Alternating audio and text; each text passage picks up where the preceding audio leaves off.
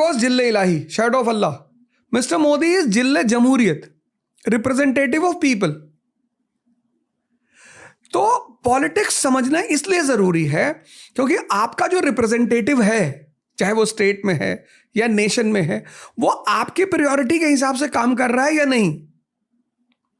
जैसे आज हम भारत को देखें, हमारे भारत के लोग इनोसेंट बहुत हैं, बहुत, मतलब इतने इनोसेंट लोग पूरी दुनिया में कहीं नहीं है। आप इन्हें बिना तथ्य के कुछ भी समझा सकते हो।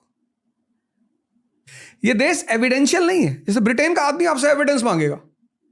ये देश लॉजिकल है,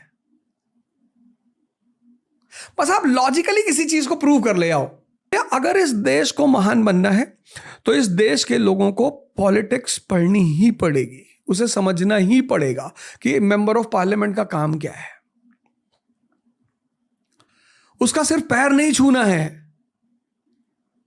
एक मेंबर ऑफ पार्लियामेंट किसी इलाके में आता है, पूरा मोहल्ला पैर छूने के लिए भागता है। भैया आपका रिप्रेजेंटेटिव है, रिश्तेदार थोड़ी है। पैर हम किसका छूते हैं? किसी सम्माननीय का, शिक्षक का, गुरु का, संत का।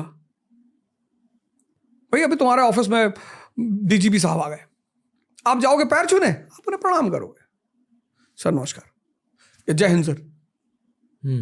तो पॉलिटिक्स समझना बहुत जरूरी है। फिर आपने ये क्यों कहा कि अगर आपने जियो पॉलिटिक्स समझ लिया तो नेशनल और स्टेट? नहीं, मैंने ये कहा कि मेरा कहने का मतलब ये था, उस पर मैंने समर्थन दिया था कि जियो पॉलिटिक्स समझना एक पीएचडी करने के बराबर है।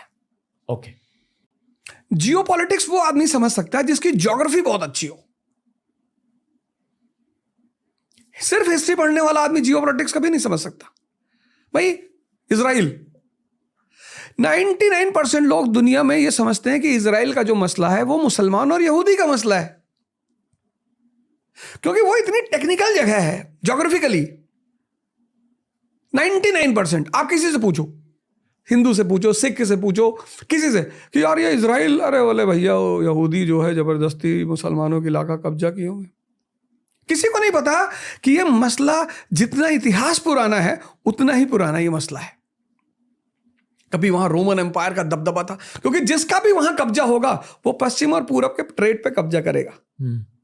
फिर बाइजेंटाइन एम्पायर आया, फिर ऑटोमन एम्पायर आया, फिर ब्रिटिश एम्पायर आया, अमेरिकन एम्पायर है। तो अमेरिकन एम्पायर वहां सीधे तो बैठ नहीं सकती,